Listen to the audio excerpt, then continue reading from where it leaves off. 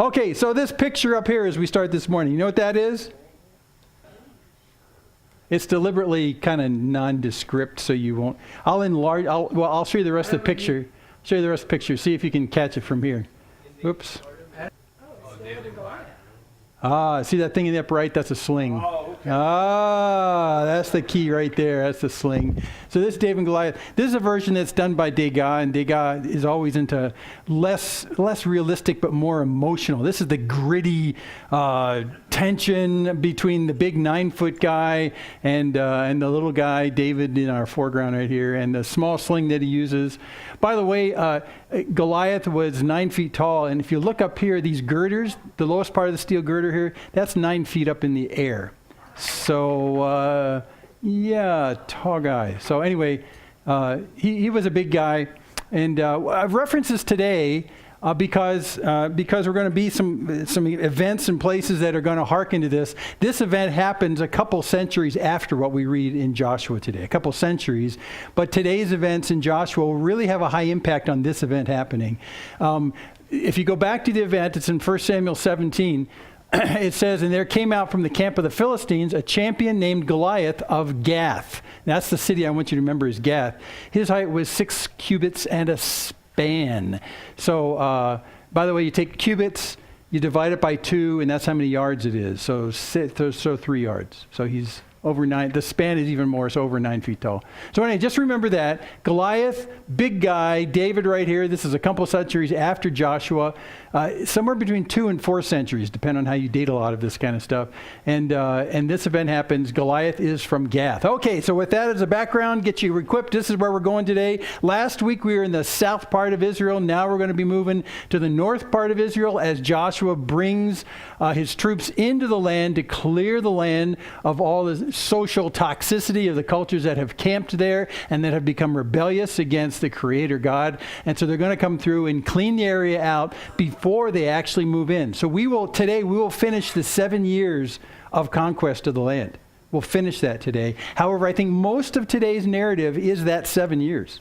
And you'll see why in a second. So they go to the north, and our principal landmark now is that little black dot in the center. That's the Sea of Galilee. So we're going to be around the Sea of Galilee toward the north.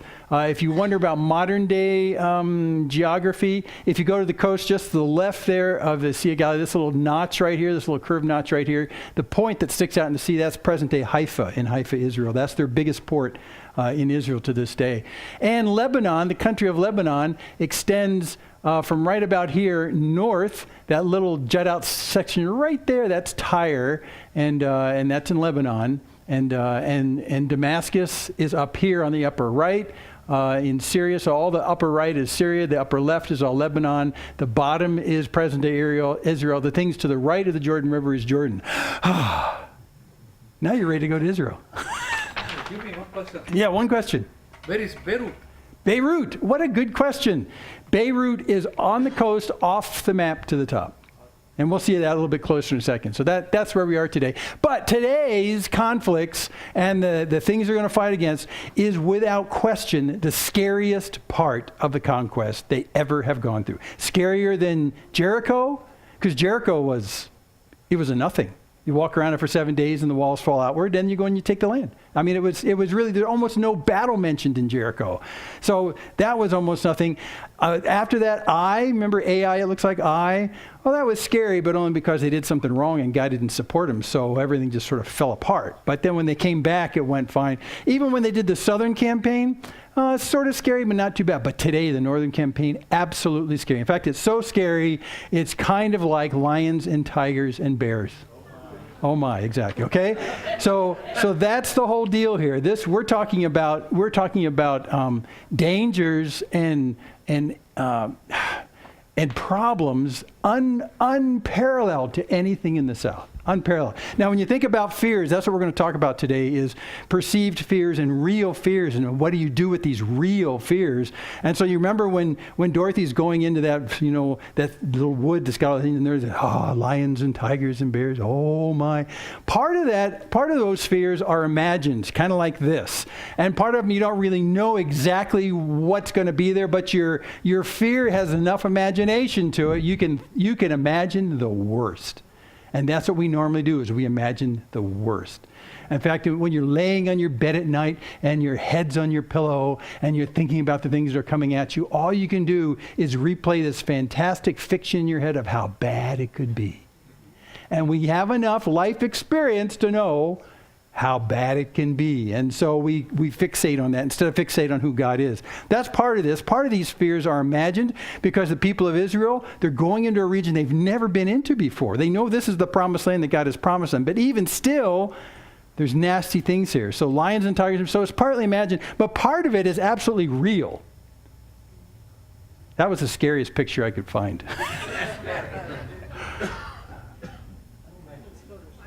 Yeah, that's Photoshop, I think.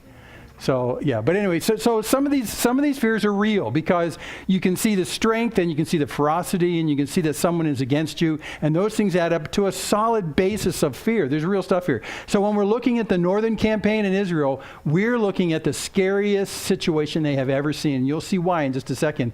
Partially imagined, but largely real. Largely real. So how do you as a nation go into a land that has such obstacles to it and so real bases for fear that you go in there trusting God? This is probably the largest test they'll ever have, to trust God in the scariest circumstance possible. I mean, we're talking circling sharks in this area and worse. So we're going to look at issues about fear today, and instead of just looking at the narrative in a historical sense, I want us to go with them to think about the scariest times you've ever been in your life, where you look forward and you speculate about the future, and there are fears that are based in a lot of reality, and then they're expanded by our imaginations. And what do you do in those situations to turn your trust in God? I know you know the answer is trust God. But when you're faced with this stuff, that's hard to do because your life is on the line. So that's what we're looking at today. So today is all about fear. Aren't you glad you came? Yeah, okay. So let's find out how this works out, and then we'll see why this is such a scary situation. We're going to look mostly at chapter 11, because we're going to do 11 and chapter 12. We'll mention 12 in passing, and a little bit of 13, but mostly chapter 11. And it breaks down pretty nicely into lions, tigers, and bears. So that's going to be our themes in the three sections: lions, tigers, and bears. All three equivalent dangers, all three able to take you apart, all three looking at you like your lunch. So these are real deals. These are the real fears. Lions, tigers, not real lions and tigers. I'm talking just, figuratively speaking. So give you an outline again before we go into them. We were in the southern part. Here's our really familiar. We were in 9 and 10 last week as we were in the southern campaign. Today we moved to chapters 11 through 13. And in doing so, we're going to move north. But just to get your bearings, there's Gibeon we were at last week, that knoll. There's Jerusalem. Far to the south, a city we'd never heard of, but we looked at last week, Hebron. And then David and Goliath. Goliath is from Gath, that little point on the left there. So I just want you to remember those before we move north, because they'll be in the narrative today. So as we move north, we leave the Dead Sea to the south. We follow up the Jordan River Valley, right in the center of the picture, up to the bottom of the Sea of Galilee. Haifa's on the left in that little half-moon bay right there. And two new cities up here. We're not going to come back and see this again, so you need to memorize this right now. Take a snapshot in your head. It looks like Hazer. No. Hatzor. Hatzor. Okay. Hatzor right there, which is a really popular place to go if you visit Israel, to look at the archaeology, because there's an open archaeological dig right there with stone walls and the whole nine yards. Hatzor is a very interesting place to go to. So Hatzor, and then very far to the north, Sidon. It's still today in Lebanon called the Sidon district. It's the same words. So when Jesus visits that Canaanite woman, remember the Canaanite woman who I'm so fond of, who goes calling after Jesus and says, son of David, all that stuff. She's from a region that's specified as Tyre and Sidon. Tyre is that little pooch out right there, and Sidon's right there. She's somewhere from this area up here. That's how far Jesus goes out of his way to go meet with this woman, way up there. That's present-day Jordan. And Beirut is still not on the map. Beirut is on the coast north of Sidon, just off the map, up top there. So this is all classic day Lebanon, but we're going to go up there because that's part of the promised land. Believe it or not, that's part of the promised land. So Hatzor, there's a valley that goes up from the Sea of Galilee, goes north, a very broad, well-watered valley that has a very Hawaiian name to it. It's the Hula Valley. I laughed when they told me the first time, but you don't think it's so amusing. The Hula Valley, so that goes up there. Big bird refuge area, kind of like our bird refuge. So Hatzor. Hatzor is the center of badness in our story today, and you'll see why. It's the center of badness. So here we go. Lions, tigers, and bears. I'm going to read for you. Just let me read it for you unless you've got an ESV version you can follow, or I'll just get tripped up on the language. So the lions is vast armies, the size of vast armies. That's the lion problem. Never before in the conquest of the Canaanite area have they encountered such armies as here. Now, last time we had the 5 kings of the south teaming together in vast armies. Remember that? That's nothing compared to today. What? So here's chapter 11. So when Jabin, the king of Hatzor, Jabin, the king of Hatzor, heard of this, he sent to Jobab, king of Madon, to the king of Shimron, and to the king of Hachshaph, and to the kings who were in the north hill country, and in the Arabah, south of Chinneroth, and in the lowland, and in Naphoth Dor of the west, to the Canaanites in the east and the west, the Amorites, the Hittites, the Perizzites, the Jebusites of the hill country, and the Hivites under Hermon in the land of Mizpah. These are the guys he called to come with him on the battle. And they came out with all of their troops, a great horde in number, like the sand that is on the seashore, with very many horses and chariots. Stop there. This is terrifying. This is absolutely terrifying. And I don't have the time to show you the geography of all those guys that he called to, but it's not just in the north. It's primarily north, but it bleeds into the middle of the country and into the south. He is basically put out and asked to have his chit kind of redeemed from all these other kings, saying, you need to come and help me. We're all going to band together because these guys are invading our land and we need to take care of them right now. He's doing what the 5 kings of the south did last week, but he's calling everybody in the country. Everybody. How can he do that? Well, the Lord said to Joshua, I skipped a verse. Many horses and chariots. And by the way, I'll make a mention about the horses and chariots. That's not just mentioned in passing. Horses were not a common element in fighting at the time. If you were a high-end army, you had horses, and you didn't ride the horses pulled your chariots. Chariots were the land tanks of the time. You could take a horse-drawn chariot and completely decimate an army on foot, without question. And if you had a bunch of them, it was just horrible. The land had to be right. It had to be flat. It had to be relatively hard. But if you had a large land war, you could take chariots and take out just hundreds of people very easily. So it was like the mega death machine. So when he says that they had horses and they had chariots, he's stacking the odds. Not only is this a gigantic army, but they have weapons of mass destruction. That's what he's saying right there, okay? And so verse 5, he goes on, he says, all these kings joined their forces and came and encamped together at the waters of Merom to fight against Israel. Merom is just to the west of Hatzor that we saw. So it's up in that area. So they camped there, this gigantic, multiple, united army in the north to go against Israel. Of course, that strikes fear in your hearts. So the Lord, verse 6 in chapter 11, the Lord said to Joshua, so don't be afraid of them. For tomorrow at this time, I will give over all of them, slain, to Israel. And you shall hamstring their horses and burn their chariots with fire. Whoa.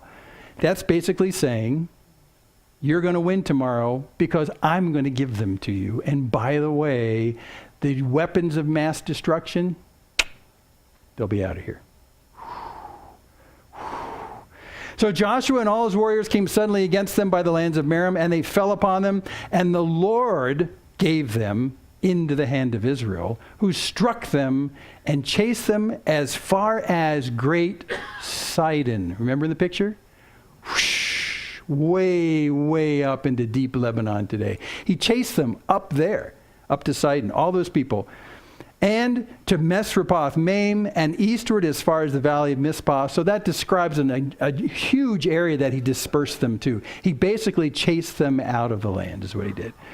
And they struck them until he left none remaining. And Joshua did to them just as the Lord said to him. He hamstrung their horses and burned their chariots with fire. Now That's a gigantic battle story. And we only have 4 sentences. And you know why?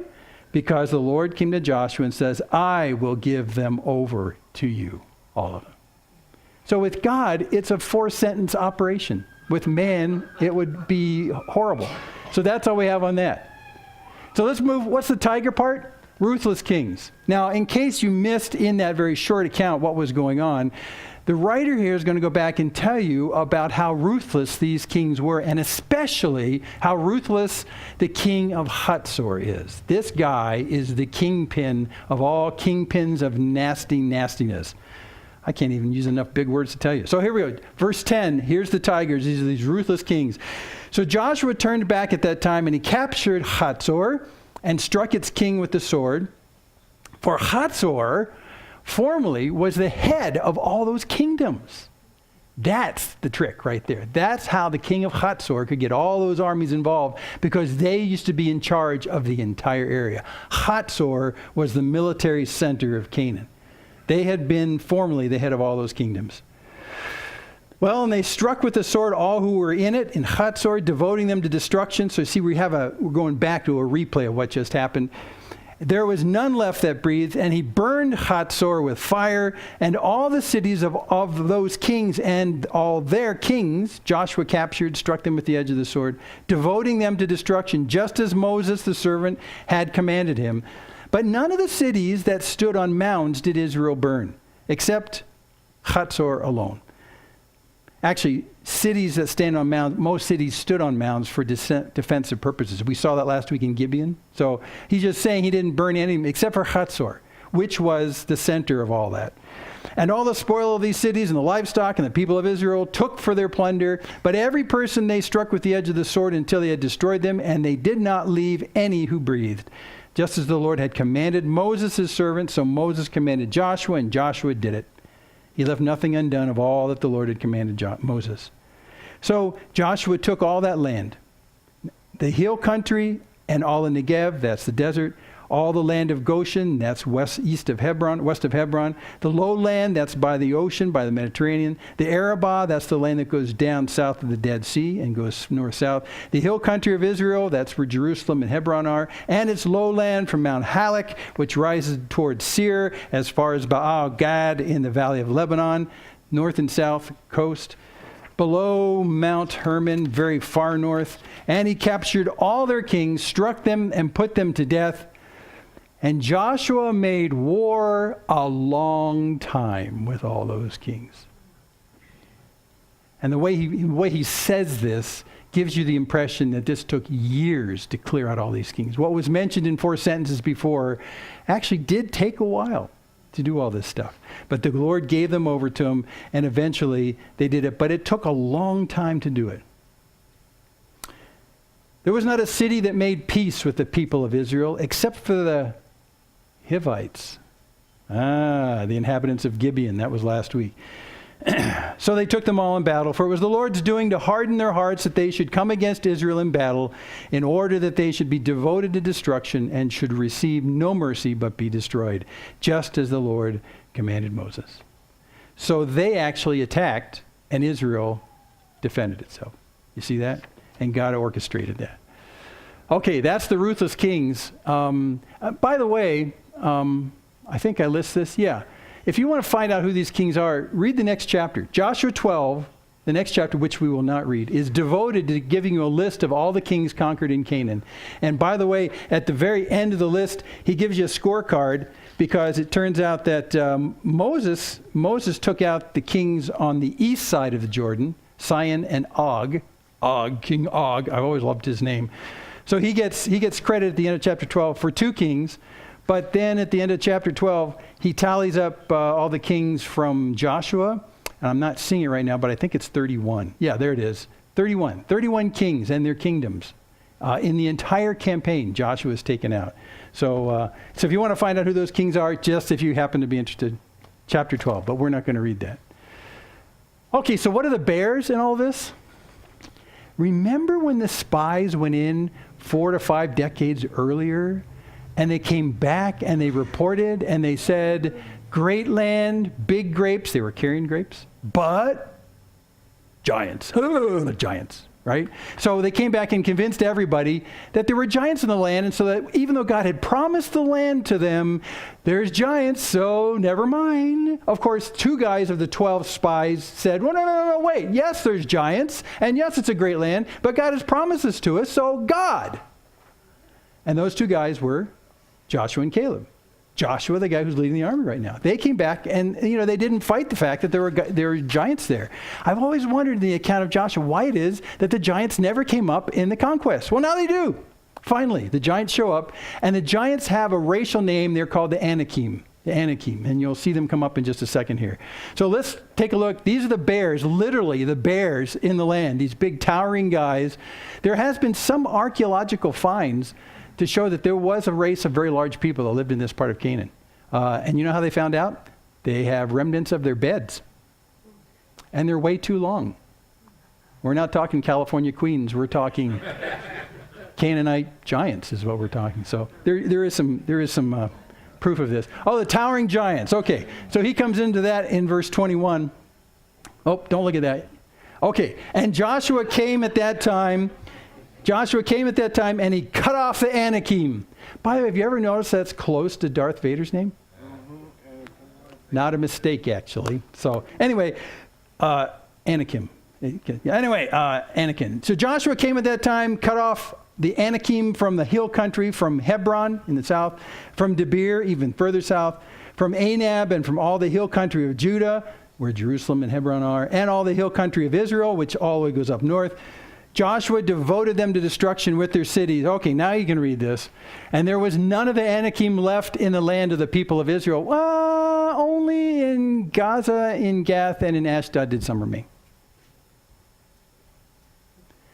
And 2 to 4 centuries later, a giant from Gath fought David. Okay, and that's so they wiped out the Anakim in the area, the racial giants that were there, but some lingered. That's why when you see the David and Goliath story in 1 Samuel 17, it's not an army of giants, it's one giant.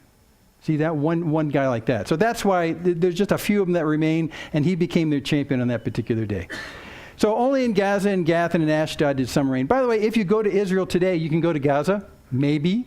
It's closed to most tourism, but you know the Gaza Strip? That's Gaza. It's the same place. It's even called the same thing. It's even written the same way. You can also go to Gath, but it's not really established as a large town, but they know where it is. You can go to Ashdod. It's one of the best beach resorts in all of Israel. It's one of the best beaches. We went there. It's nice. It's like Mediterranean. It's like the French Riviera. Well, sort of. Anyway, so Ashdod's still there. Those were classically areas of the Philistines. Okay, so Joshua took the whole land according to all the Lord had spoken to Moses, and Joshua gave it for an inheritance to Israel according to the tribal allotments.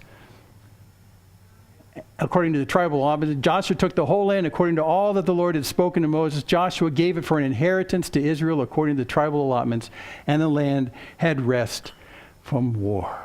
And we've completed the 7 years of conquest with that. And of course, they all lived happily ever after, and that's the end. You always know I'm lying when I say that, right? But that's how it should end, right? They conquered everybody and everything was at peace. Of course, we do know we have some giants down in Gath and that area of Philistine. There's still some hotbeds.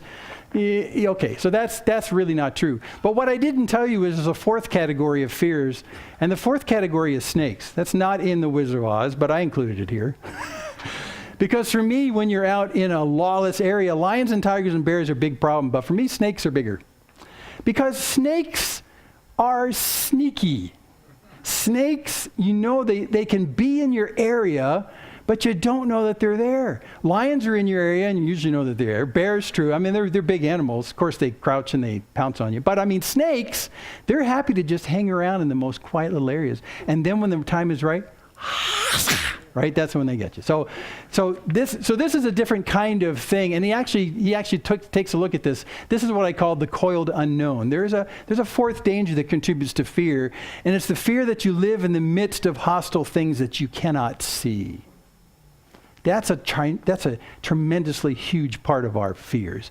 What could be there? And going into the land that we know that there are people that are still there as the Israelites come in, and that can also contribute to your fear. So this is like the snake component of the fear right here. So let's look at 13. He does a little bit of this. So Joshua was old. This is the beginning of chapter 13. Joshua was old and advanced in years, and the Lord said to him, "You're old and advanced in years." I love that. You're old and advanced in years. Thanks. "And there remains yet very much land to possess." So here's the problem. Joshua's getting pretty old. We think in his early 80s, because we know Caleb is going to be 80 pretty soon here. And then they might be about the same age. So, I mean, they're pretty old.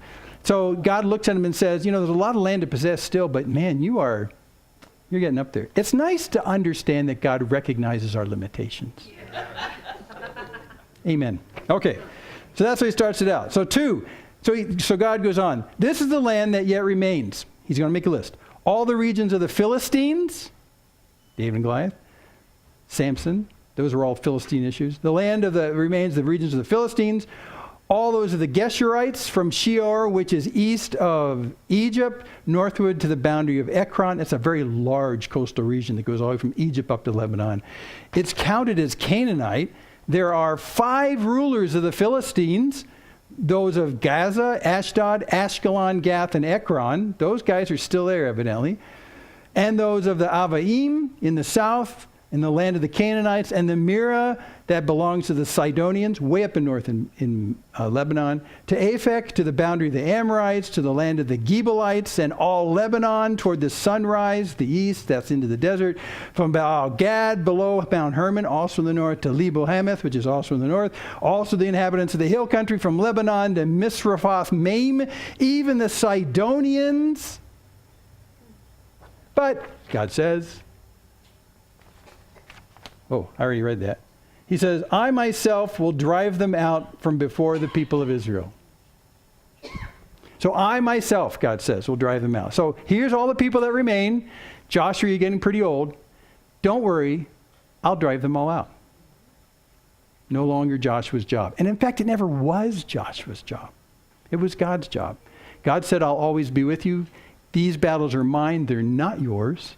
So these remain, and 80-year-old Joshua can't be involved in the battles. But don't worry, God doesn't age. He's still engaged in the battles. Yay! "I myself will drive them out from before the people of Israel." So, Joshua, allot the land to Israel for an inheritance. "I myself will drive them out from before the people of Israel. Only allot the land to Israel for an inheritance as I have commanded you. Now, therefore, divide this land for an inheritance to the 9 tribes and the half-tribe of Manasseh." We'll talk about that division later. So this looks like actually the end of the conquest story right here. It ends at 13:6. "And now, if you'll be my people, I'll be your God." That's the beginning of coming into the land. And that original contract shows up as a theme all the way from Genesis through the end of the Old Testament. And stated a different way in the New. But it's the whole idea that if you'll be my people, I will be your God. If you ever speak of God as being your king, it's this relationship. There's a great king, God himself, who's establishing this community as a prototype through Israel, which is actually extended larger to those of us who participate in faith.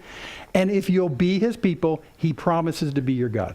If you will not be his people, all bets are off. So we cannot presume upon the goodness of God unless you've given your heart and your soul to him. That's how the contract works right here. If you instead, raise your fist to God and say, "God, I want nothing to do with you," God says, "Well, you're lost." And he just lets you go. And that's the bipolar nature of the message of the Old and New Testaments. Here's a creator God who wants to be found by mankind, and those who find God and give their lives to this God, he promises to be a God to them that brings blessings. Everyone else, you just get whatever you get. That's how it works. So this is the beginning of their entire time in the land. If you'll be my people, I'll be your God. Now let's go back. We'll do a quick recap right here. Lions, tigers, bears, and snakes. Oh my! The lions, the vast armies, these all look like towering impossibilities to us. And that's why you sleep with your head on the pillow worrying at night, imagining how bad it can be, because you know your limitations. And since you have a good grasp of your limitations, anything can freak you out into fear. And that's realistic. I mean, that's realistic. I know what I can and cannot handle. I know what's proximate to me and what's not in terms of present fears, clear and present dangers. I know what I can handle and what I can't. So then fear kicks in and says, this could get worse than anyone can think.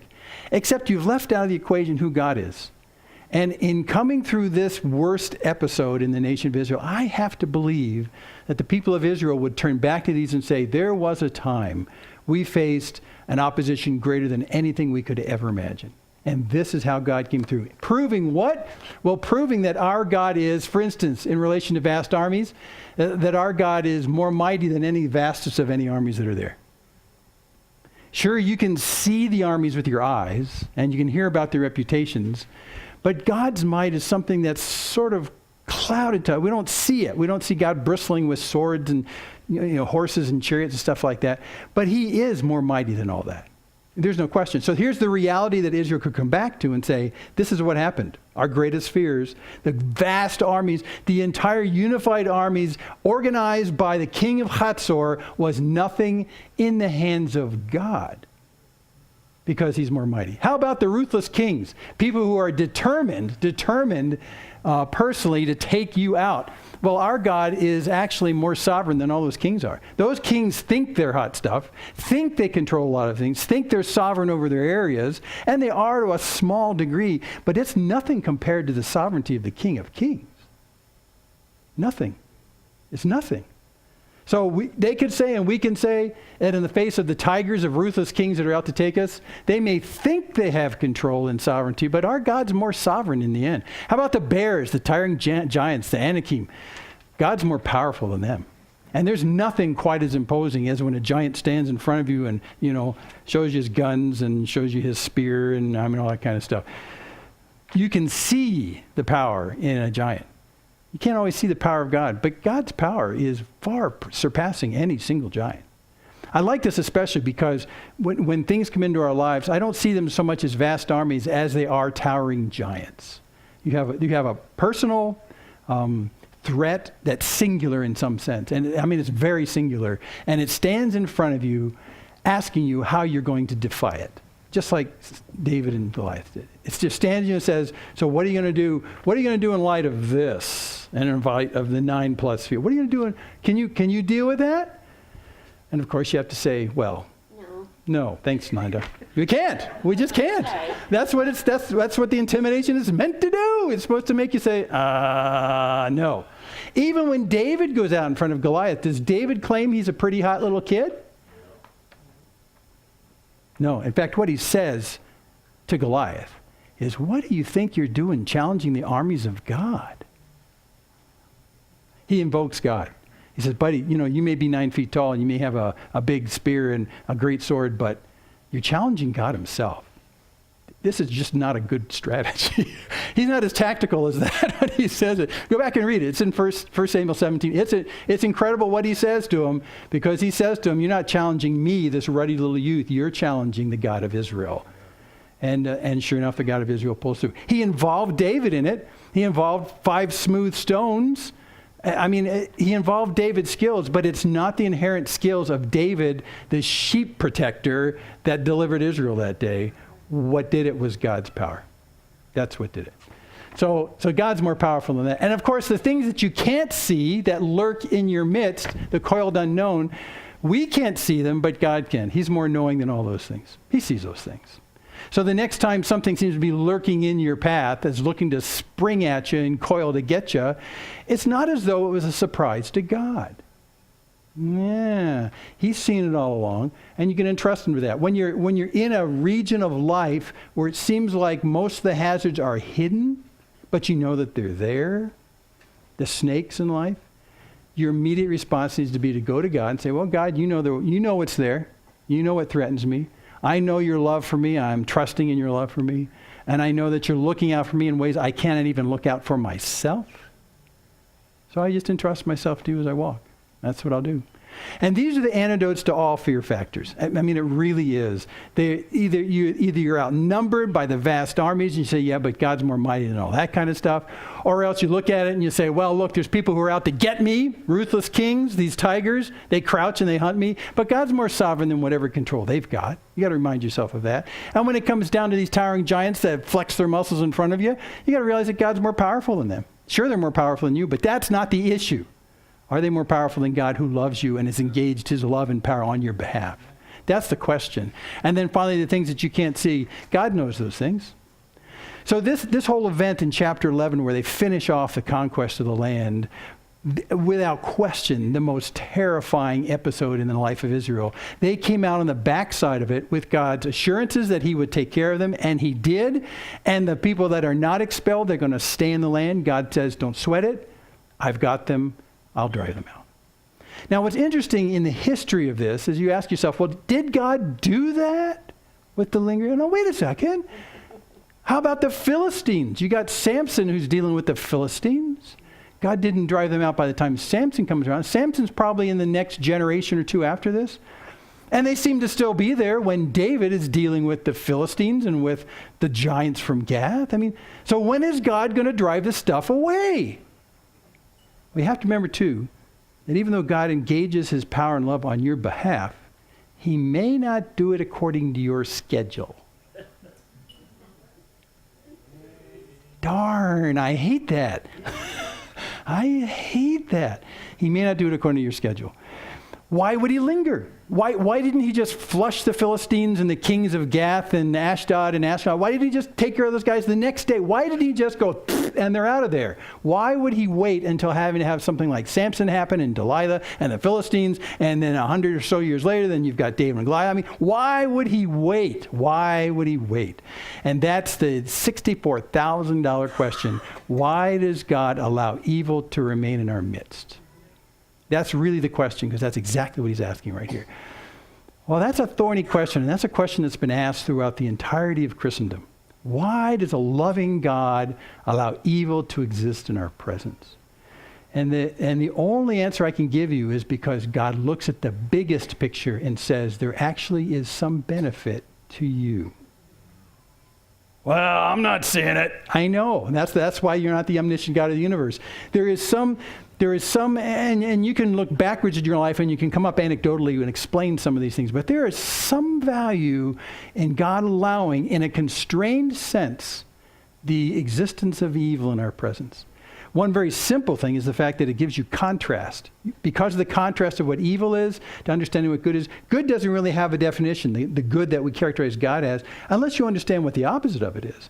So there is some minor benefit in evil being there because you can see the contrast, you can understand how good is, really. Still, the question nags at us. Because you ask yourself thornier questions like, well, what about the premature death of young children? Or sexual enslavement that goes on. I mean, we're talking just profound evil. And I can't answer to you those specific situations. Those are tough. Those are things that God has allowed. And yet, we have the promise that Paul tells us, which he learned from the Old Testament, that all things work together for good, next clause, for those who love God. That's the important thing. So if you say, if you'll be my people, I'll be your God. God will follow through on that. He may not on your timetable eradicate evil quite as quickly as you would or with the completeness that you would. But there's some bigger picture. I call it the biggest picture going on about what God allows and he doesn't allow.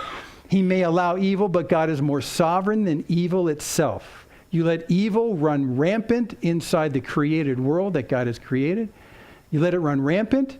And you would think it would just bring death and destruction everywhere. Everything is out of control. But in the realm of those who belong to God, he says, if you'll be my people, I'll be your God.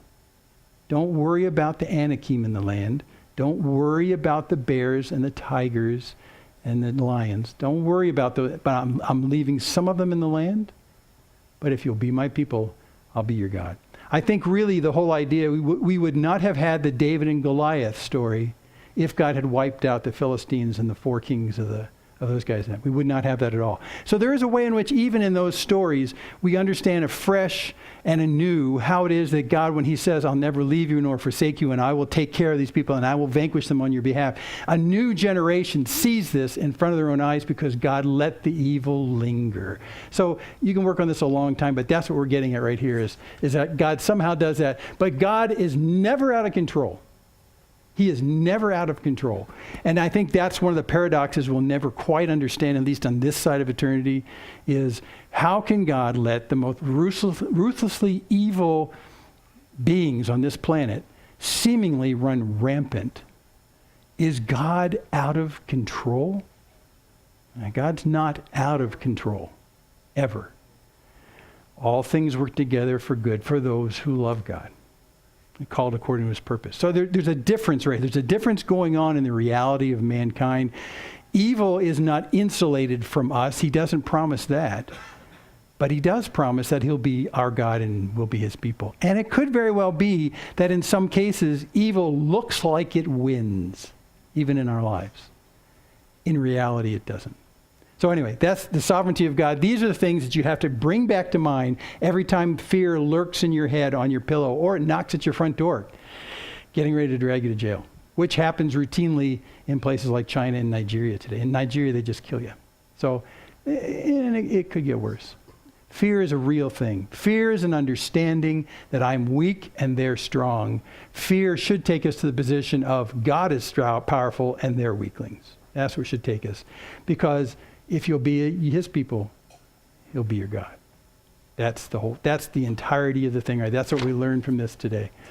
Oh, we need to wrap things up. What does that remind you in the New Testament? See, Paul's using his understanding of Joshua and all the other conflicts when he states this really proactively in Romans 8. Who shall separate us from the love of Christ? Anyone? Anyone? Yeah, it's a nice rhetorical question. Who shall separate us from the love of Christ? So he comes up with some examples. I'll skip to verse 37. No, in all these things, he lists, we are more than conquerors through him who loved us. So you notice that you're under threat, that something's going to remove you from the love of Christ. And in the end, he doesn't say you'll be fully defended. He says you'll conquer. What? That means that by God's help and God's power, these things won't touch you in terms of separating you from the love of Christ. In the big, nasty, evil world, there's a thinking that if you capture Christians and you torture them, you can separate them from the love of Christ until they finally admit that, okay, I don't love Christ. But even that doesn't do it. Nothing can separate us from the love of Christ. And then he goes on and says, I'm sure, this is a summary statement, that neither death nor life, nor angels, nor rulers, nor things present, nor things to come, that's the snakes, nor powers, that's the rulers, nor height, nor depth, nor anything else in all creation will be able to separate us from the love of God in Christ Jesus our Lord. Now, Paul's not just speaking off the top of his head. He's using what he himself has learned from the Old Testament narratives, going, there's nothing that can separate you from the love of God. Nothing. Nothing. Nothing. And he tries to be as inclusive as possible by naming everything in the universe, height nor depth or anything else in all creation. So even if there are aliens that don't like us, that they don't count either. Nothing counts. Nothing counts. Now, be careful when you read this. Nothing will separate you from the love of Christ. Okay? Nothing will separate you from the love of God that's in Christ Jesus. Nothing can separate you from that. Does that mean that he will instantaneously make your circumstances comfortable and without conflict? No. But he does guarantee that your understanding of his love and your nearness to him in his love will never quit in the midst of the circumstances. In the midst of the circumstances.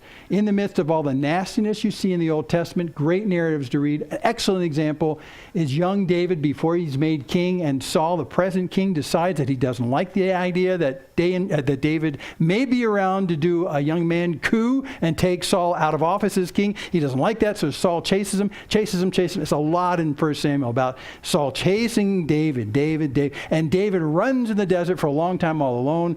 And during a lot of this conflict, after David knows that God has prearranged for him to be installed as king, it's not according to David's timetable. Hey, God, how about today we do that because Saul's about to kill me. He's got all his guys. Let's be king today. Can we do it today? Silence. No. Eventually he does become king. But in the process of him being chased by Saul, we are the beneficiaries of some of the best songs in the Old Testament, the Psalms. He writes them in the midst of that conflict. So in the midst of that conflict, great beauty can come about. Conflict is conflict. It's not comfortable. But when you read these songs, which are personal poems to his relationship with God, to who God is, suddenly you understand that in the worst of times, David's relationship with God is deepened. Could it be that the presence of evil is meant to deepen our relationship with God? Well, with Saul and David is clearly the case. And it's documented in ink for you to read about in the Psalms. That's how you get the Psalms. If David didn't have to deal with Saul, we'd probably lose half our Psalms. David starts out his Psalms, many cases, in Jim's shorthand vernacular, starting out these Psalms by saying, "Do you see what's happening?" He does that so many times. "Look at these guys. They're laying traps for me. Do you see what's going on? This isn't right. God, are you sleeping?" And God doesn't strike him dead. If I was God, I'd say, psh. But he doesn't. He starts out with the reality and the grittiness of the presence of evil and the fact that this is not fair, and it was unjust. And he takes that to God. And by the end of the psalm, his heart is calm, and then he actually thanks God for an answer before the answer shows up. His relationship with God was deepened due to the presence of evil. And I would maintain that in the presence of evil and those things that cause us to fear, our relationship with God can be deepened. If you include God in the fear.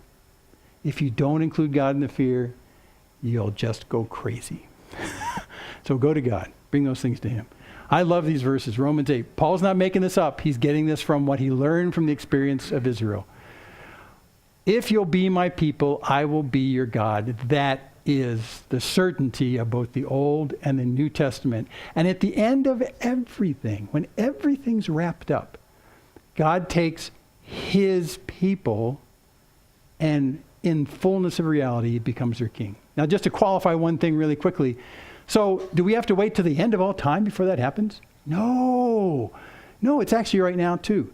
The Jews look at the Old Testament, and rightly so, and they say, a day is coming where life will be radically different.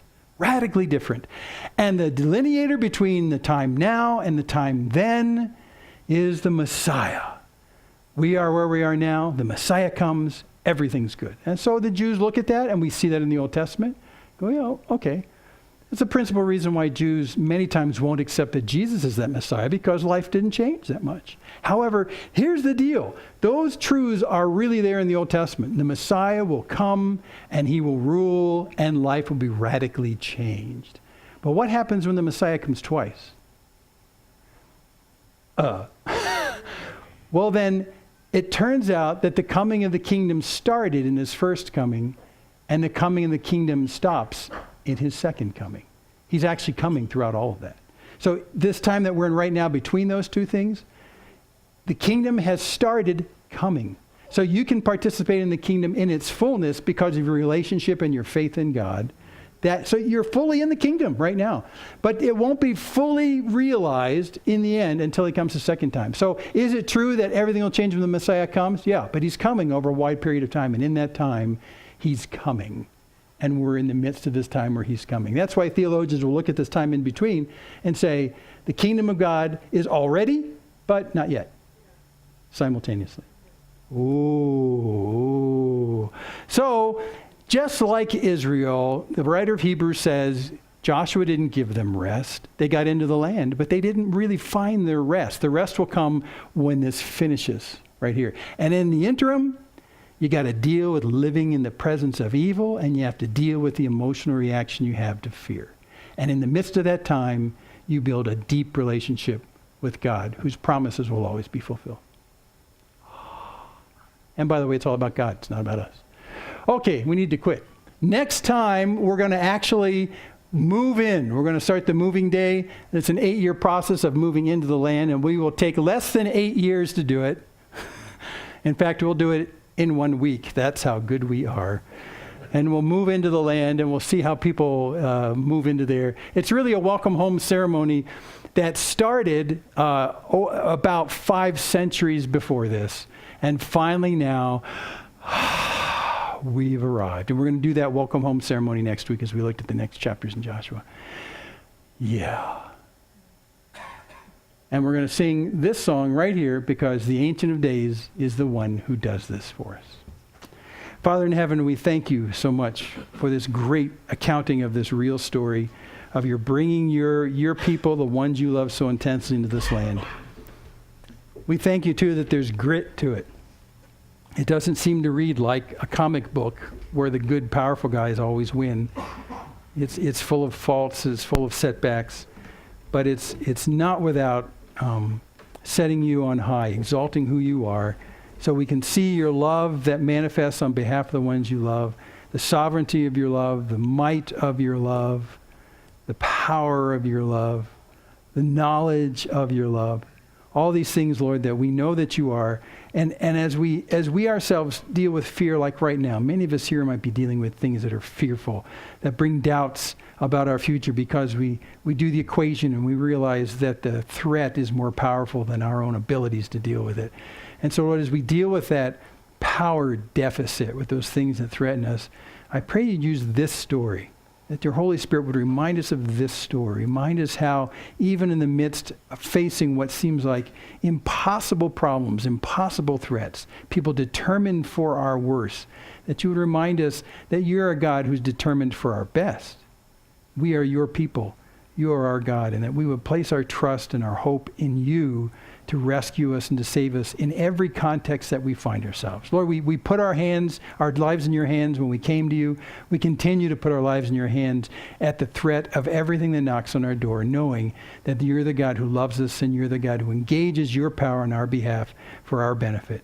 We're your people, God, and you're our God. And we're deeply, deeply comforted by that. We praise you over and over again for your overwhelming loyalty, your hesed to us, your devotion to us. We see it demonstrated for real in these stories. And Lord, we have seen it demonstrated for real in our lives. So draw us closer to you as times get tough and develop in us a remarkable deep love for you so that in the end of all things, every part of who we are is dedicated to loving you. So thanks for these great words in Jesus' name. Amen.